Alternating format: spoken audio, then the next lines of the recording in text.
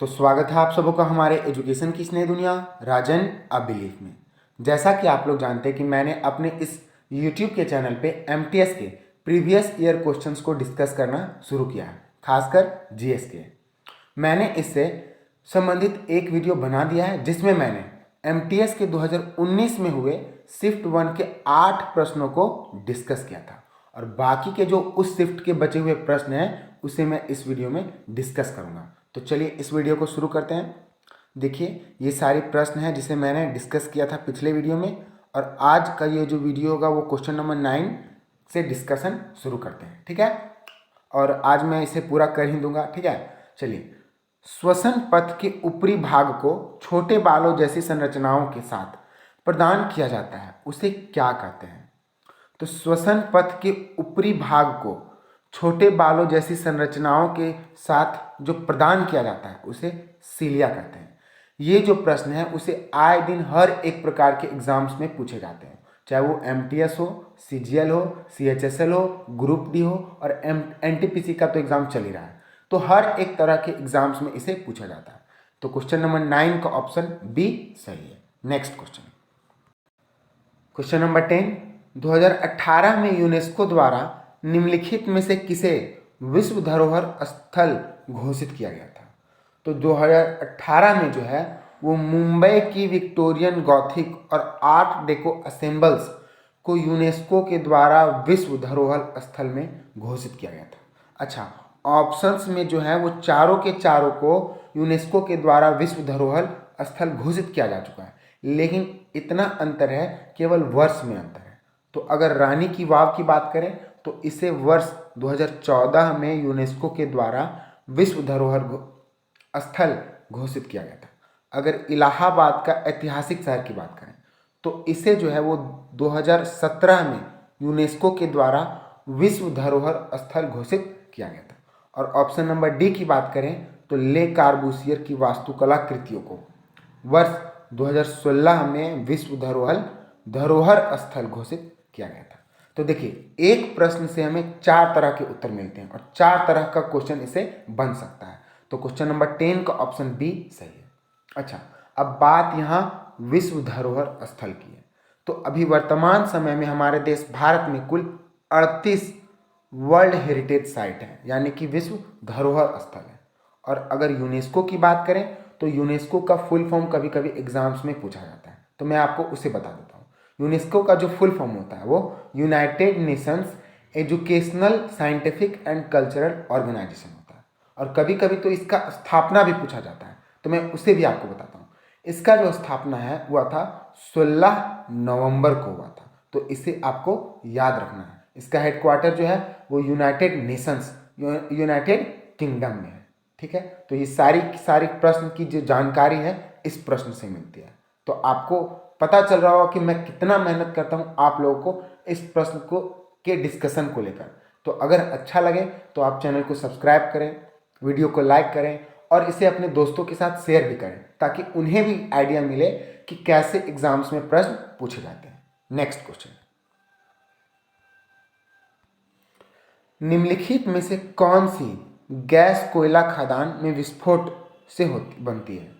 फिर से मैं पढ़ता हूँ, निम्नलिखित में से कौन सी गैस कोयला खदान में विस्फोट से बनती है?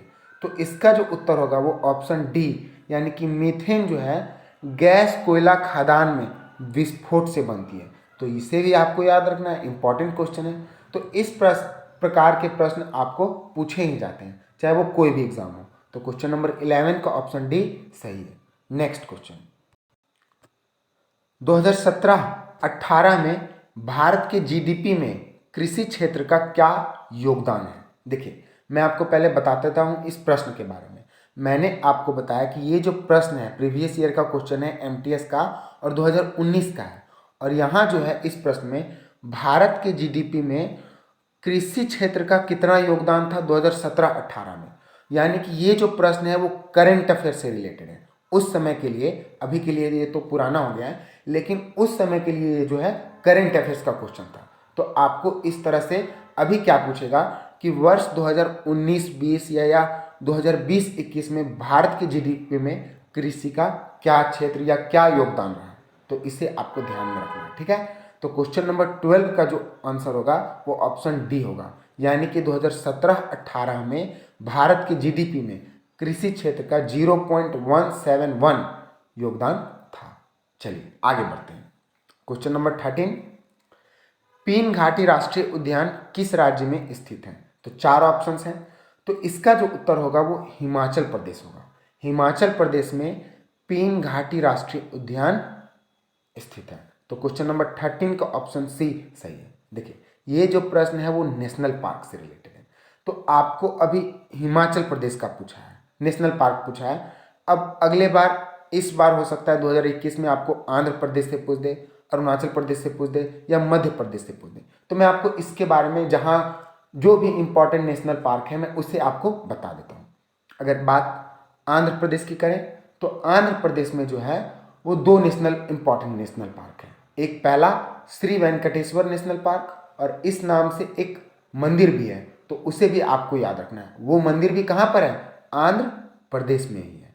और दूसरी नेशनल पार्क की बात करें तो वो पापी कोंडालो नेशनल पार्क होगा, ये भी कहाँ है? आंध्र प्रदेश।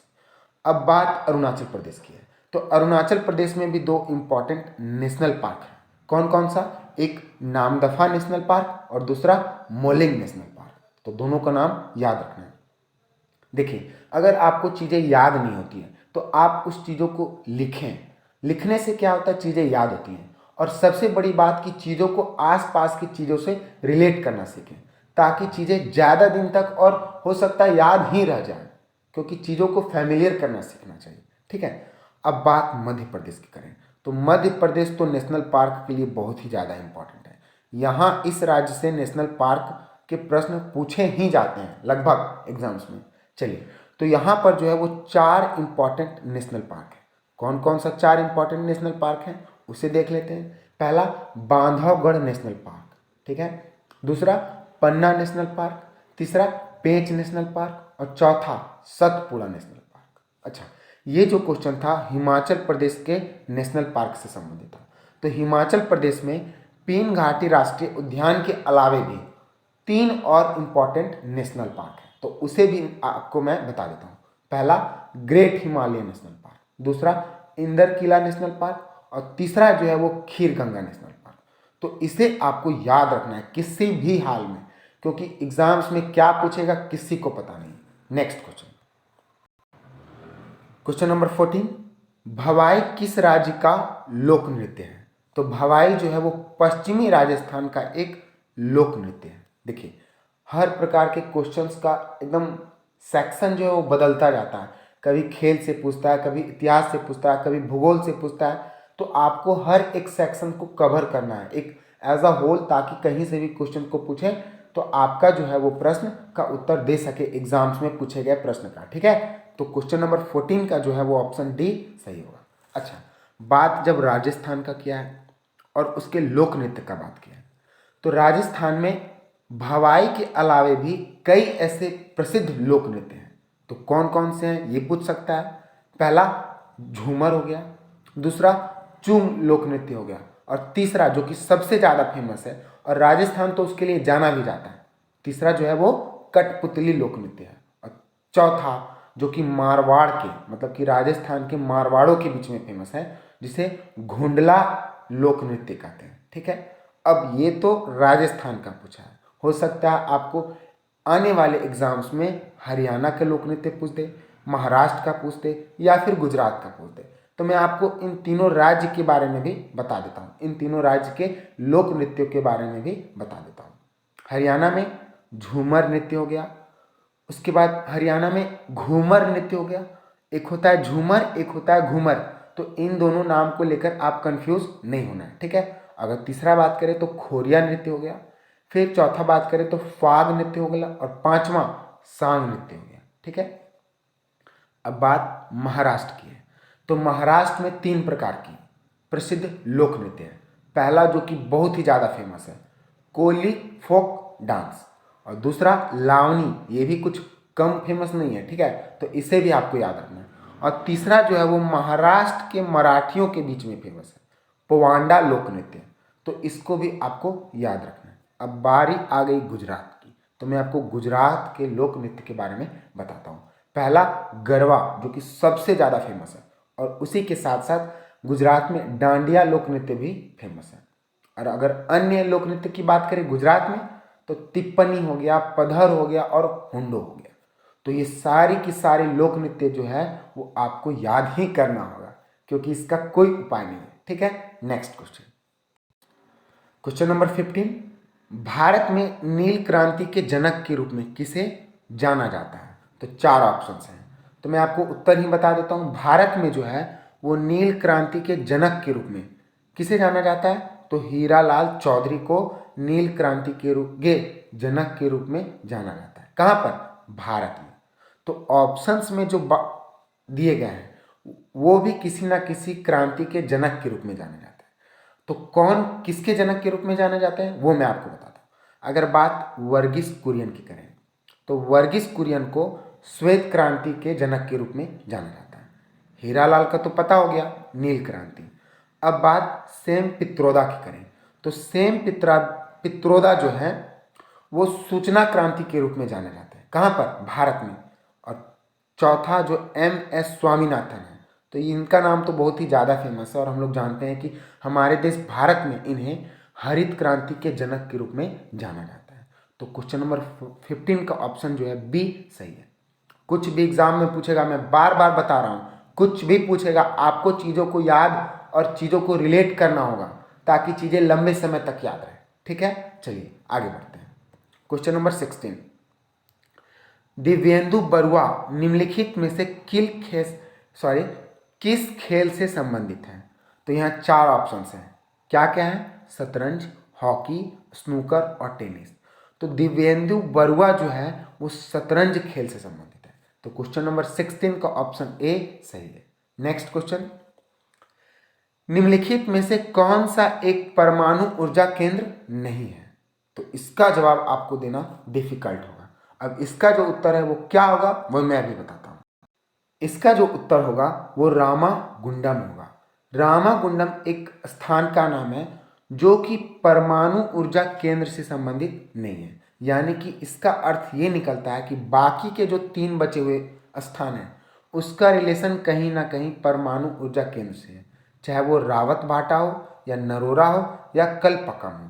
ये तीनों के तीनों जो हैं BCD जो ऑप्शंस में हैं उनका रिलेशन परमाणु ऊर्जा केंद्र में है।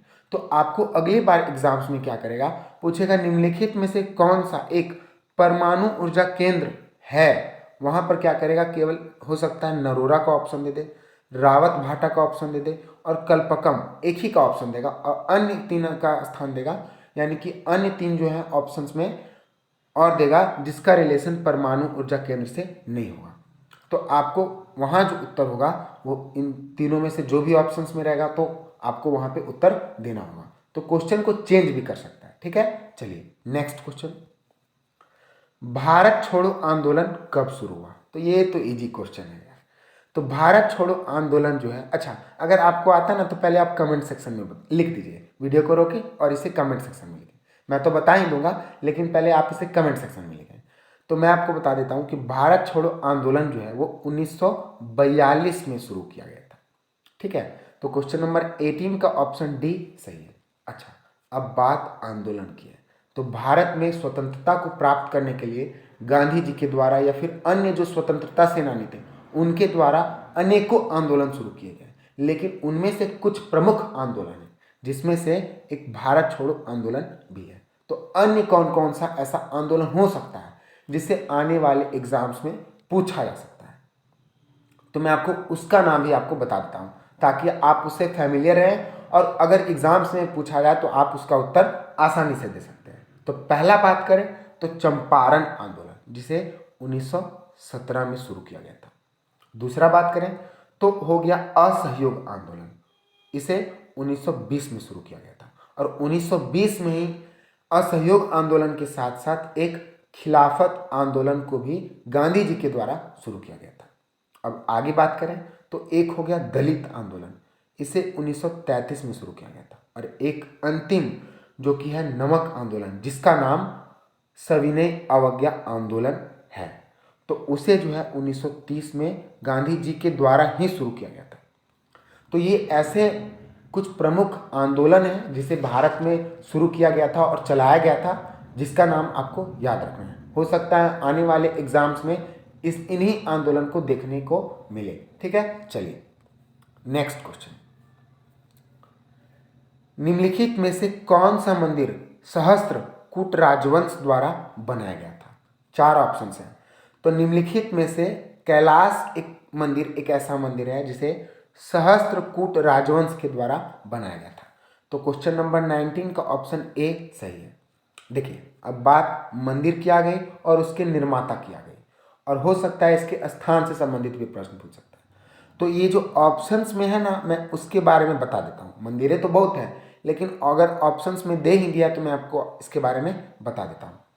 पहले तो कैलाश मंदिर पूछा है कि किसके द्वारा निर्मित किया गया था, तो मैंने तो बता दिया, ये तो क्वेश्चन में ही बता दिया है। ठीक है, तो कैलाश मंदिर है क्या, ये पूछ सकता है। तो कैलाश मंदिर जो है वो हमारे देश भारत के महाराष्ट्र राज्य में।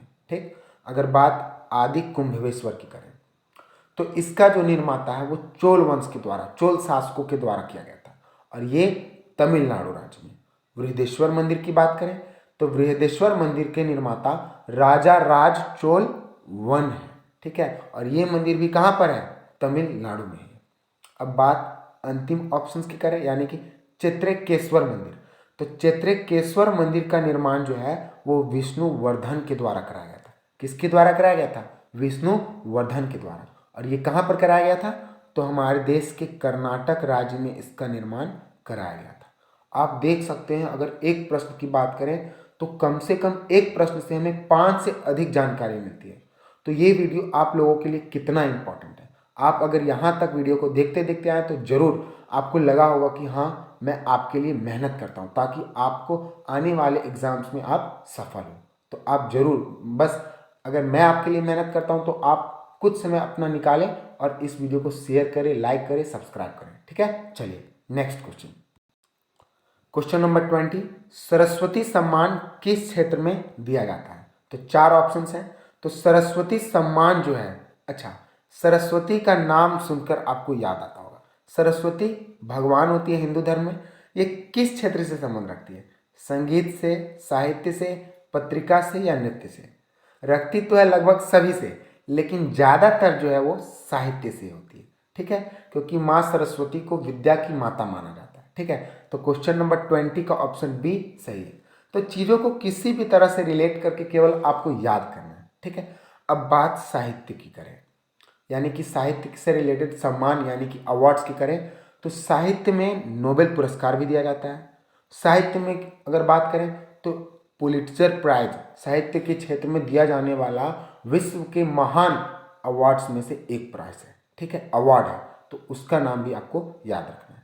नेक्स्ट क्वेश्चन, भारतीय स्प्रिंटर का नाम बताइए जिन्होंने इटली के निपोल्स में आयोजित 30 में समर यूनिवर्सिटी गेम्स में वर्ल्ड यूनिवर्स में महिलाओं की 100 मीटर में स्वर्ण पदक जीता है। तो इनका नाम तो आपको याद ही होगा। इनका जो उत्तर होगा, इस प्रश्न का जो उत्तर होगा वो दूती चंद होगा। तो क्वेश्चन नंबर 21 का ऑप्शन ए सही है। नेक्स्ट क्वेश्चन, अब ज़्यादा नहीं, 4 क्वेश्चंस बच रहे हैं, 22, 23, 24 और 25। चलिए, मॉस जैसे प्राचीन पौधों के अध्ययन को क्या कहते हैं?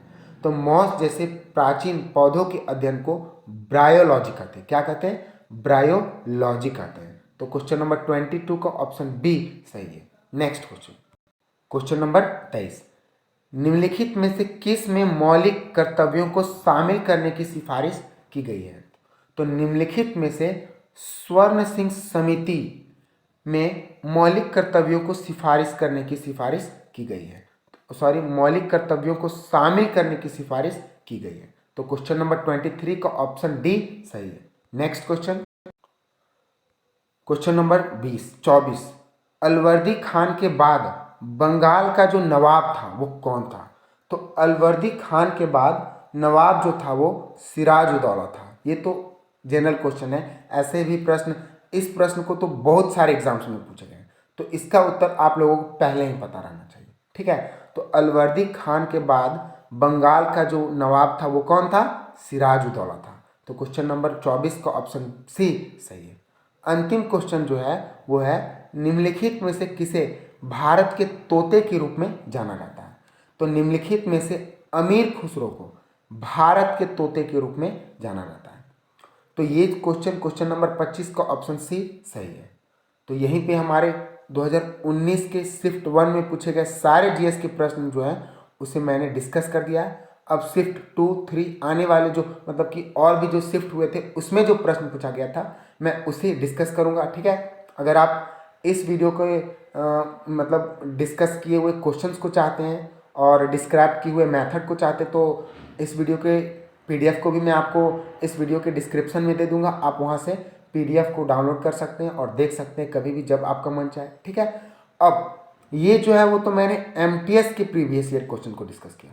मैं क्या करने वाला हूँ, सीजीएल, एसएससी सीजीएल जो होता है, सीएचएसएल जो होता है, ग्रुप डी होता है, एनटीपीसी होता है, सारे एग्जाम्स के प्रीवियस ईयर क्वेश्चन को डिस्कस करूँगा ताकि आपको हर एक एग्जाम्स के पूछने के प्रश्न कि मतलब पैटर्न का जो पूछना का तरीका जो होता है एग्जामिनर्स का वो आपको पता चले। तो मैं सारे वीडियोस के साथ आपके साथ मिलता रहूँगा। अब चलिए, thanks for watching and all the best, good luck.